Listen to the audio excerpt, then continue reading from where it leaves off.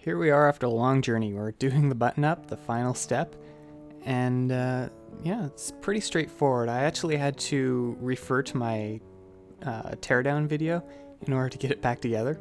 That's later on. It does take a while. I'm running it at around 700% speed. It's a long process to put everything back together. There's a lot of screws and a lot of taking it back apart to figure out where things go in what order. That's just the nature of a notebook. The end result, it worked fine. It came out beautifully, and I was quite pleased with the final effect. I've had a few questions at the coffee shop as well. There's the back applying the plate. The shielding. When putting the shielding on, try to get it as flat as possible. I could have done a little bit more on that, but I was kind of rushing through. I have it placed on a piece of silk cloth at the moment because I don't want it to get scratched on the desk because it's a brand new fresh paint job. It actually wasn't completely perfectly dry when I did this, so it stuck to the cloth a little bit and took some polishing to get it to shine again after. Make sure that you do take your time on this step though, because I did run into some issues. You want to use tape for putting the shielding back down because the original glues and tapes that they used won't have enough sticky to keep it on there anymore. As for the wireless camera, just place it back in. I had a little bit of trouble getting it to stay in place when I finally put it all back together, but it ended up working fine. I tested all the peripherals and they're all working. I tested the keyboard, it came out nice. I cleaned up around the touchpad, and one of the problems I had with the touchpad in this notebook was that you couldn't tell when you're at the edge.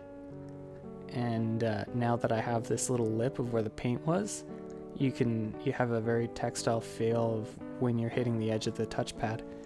The rest of the touchpad I left actually unpainted. I heard that you can paint over it as long as it's a thin layer, but I didn't want to risk it and then have no use of my touchpad anymore.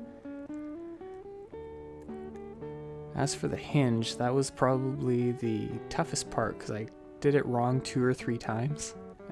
You have to get the right screws in the right order because you need to know which parts go through the bezel and which go straight in. So it's all about lining things up and checking before you actually take the steps of tightening it in and getting the final pressure points put on. Ultimately, went together, looks great. I had a great time doing the mod. It took me a lot longer than I wanted it to, but first test. Make sure it boots. Light does shine through. Yeah, my sanding job is horrible. I would like to do another refinish of that top, and I probably will eventually. I'm going to take off that Asus logo that didn't turn out as flashy as I like, and I'm going to actually drill through and make a glowing Asus logo in the future. I believe in supporting some of my favorite companies, so I have no problem in doing that. And I don't think they'll have a problem with me doing it either, so as long as I put the time and the effort in, it should come out really nice in the end. And I'll just do a respray over top of what I did currently with the clear coat and everything. That way it'll come out a lot smoother in the end. A simple sanding job should do. Anyways, continue watching the video and I'll make one more just to have a closing. See you guys there.